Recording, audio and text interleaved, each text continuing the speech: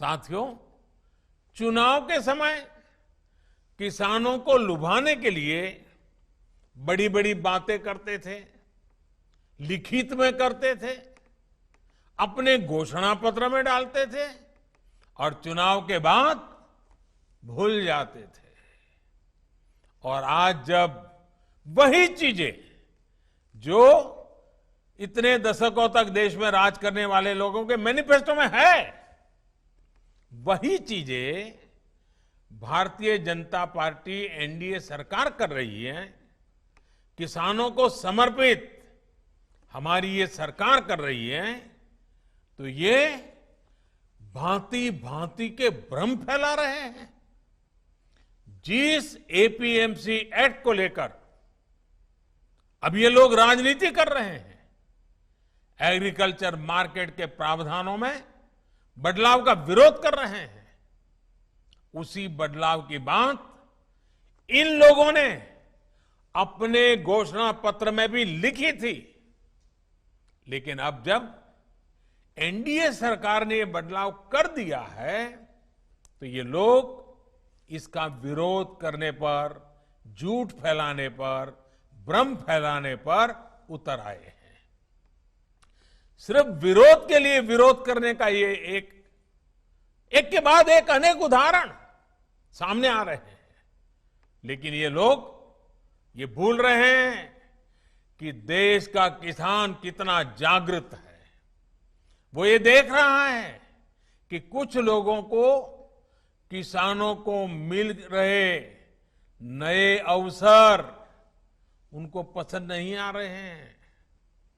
देश का किसान ये देख रहा है कि वो कौन से लोग हैं जो बिचौलियों के साथ खड़े हैं। साथियों, ये लोग एमएसपी को लेकर बड़ी बड़ी बातें करते थे, लेकिन कभी अपना वायदा पूरा नहीं किया। किसानों से किया ये वायदा अगर पूरा किसी ने किया है तो भाजपा एनडीए की वर्तमान सरकार ने पूरा किया है। अब ये दुष्प्रचार किया जा रहा है कि सरकार के द्वारा किसानों को एमएसपी का लाभ नहीं दिया जाएगा। ये भी मनगढ़ंत बातें कही जा रही हैं कि किसानों से धान, गेहूं इत्यादि की खरीद सरकार द्वारा नहीं की जाएगी। ये सरासर झूठ है, गलत है, किसानों के साथ धोखा है।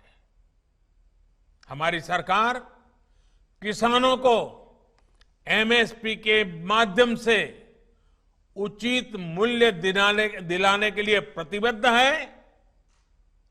पहले भी थे, आज भी हैं, आगे भी रहेंगे। सरकारी खरीद भी पहले की तरह जारी रहेगी।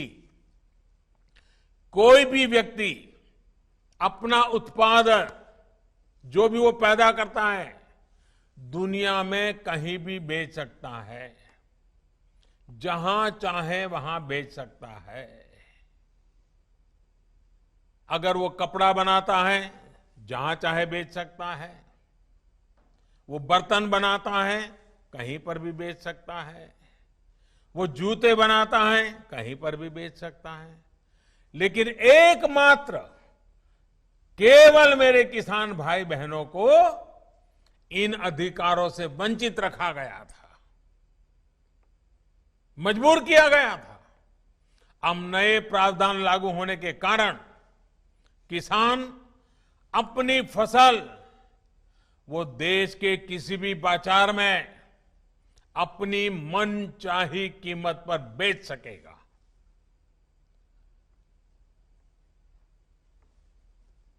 ये हमारे कोऑपरेटिव्स, कृषि उत्पादक संघ, एपीओस और बिहार में चलने वाले जीविका जैसे महिला स्वयं सहायता समूहों के लिए एक सुनहरा अवसर लेकर आया है। साथियों, नीतीश जी भी इस कार्यक्रम में मौजूद है, वो भली भांति समझते हैं कि एपीएमसी एक्ट से किसानों का क्या क्या नुकसान होता रहा है। यही वजह है कि बिहार का मुख्यमंत्री बनने के बाद अपने शुरुआती वर्षों में ही नीतीश जी ने बिहार में इस कानून को हटा दिया था। जो काम कभी बिहार ने करके दिखाया था, आज देश उस रास्ते पर चल पड़ा है। साथियों, किसानों के लिए जितना एनडीए शासन में पिछले 6 वर्षों में किया गया है, उतना पहले कभी नहीं किया गया। किसानों को होने वाली एक एक परेशानी को समझते हुए, एक एक दिक्कत को दूर करने के लिए हमारी सरकार ने निरंतर प्रयास किया है। देश के किसानों को बीज खरीदने में, खाद खरीदने में, अपनी छोटी छोटी जरूरतों को पूरा करने के लिए किसी से कर्ज न लेना पड़े, इसके लिए ही प्रधानमंत्री किसान कल्याण योजना शुरू की गई थी। इस योजना के तहत अब तक देश के 10 करोड़ किसानों के खाते में करीब करीब 1 लाख करोड़ रुपए, 1 लाख करोड़ रुपए सीधे किसानों के खाते में ट्रांसफर किए जा चुके हैं। कोई बिचौलिया नहीं। किसानों को पानी की दिक्कत ना हो, किसानों से अटकी पड़ी सिंचाई, दशकों से अटकी पड़ी सिंचाई, वो परियोजनाएं पूरी हो, इसके लिए प्रधानमंत्री कृषि सिंचाई योजना पर करीब 1 लाख करोड़ रुपए खर्च किए जा रहे हैं।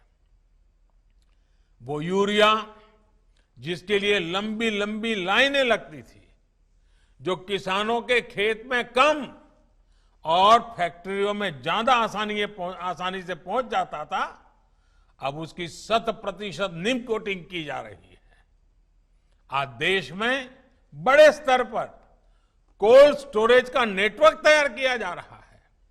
फूड प्रोसेसिंग से जुड़े उद्योगों पर भारी निवेश किया जा रहा है। 1 लाख करोड़ रुपए का एग्रीकल्चर इंफ्रास्ट्रक्चर फंड बनाया जा रहा है। किसानों के पशुधन को बीमारियों से बचाने के लिए देशव्यापी अभियान भी चलाया जा रहा है। मछली उत्पादन बढ़ाने के लिए, मुर्गी पालन को प्रोत्साहन के लिए, शहद उत्पादन बढ़ाने के लिए, दूध उत्पादन बढ़ाने के लिए किसानों को आय बढ़ाने के अतिरिक्त विकल्प देने के लिए केंद्र सरकार निरंतर कार्य कर रही है। साथियों, मैं आज देश के किसानों को बड़ी नम्रतापूर्वक अपनी बात बताना चाहता हूं, संदेश देना चाहता हूं। आप किसी भी तरह के भ्रम में मत पड़िए। इन लोगों से देश के किसानों को सतर्क रहना बहुत जरूरी है।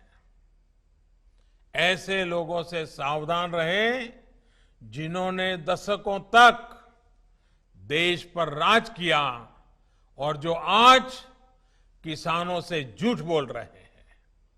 वो लोग किसानों की रक्षा का ढिंढोरा पीट रहे हैं, लेकिन दरअसल वे किसानों को अनेक बंधनों में जकड़कर रखना चाहते हैं। वो लोग बिचौलियों का साथ दे रहे हैं।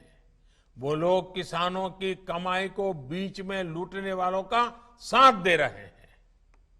किसानों को अपनी उपज देश में कहीं पर भी किसी को भी बेचने की आजादी देना बहुत ऐतिहासिक कदम है। 21वीं सदी में भारत का किसान बंधनों में नहीं, भारत का किसान खुल करके खेती करेगा, जहां मन आएगा अपनी उपज बेचेगा, जहां ज्यादा पैसा मिलेगा वहां बेचेगा। किसी बिचौलिए का मोहताज नहीं रहेगा और अपनी उपज, अपनी आय भी बढ़ाएगा। ये देश की जरूरत है और समय की मांग भी है।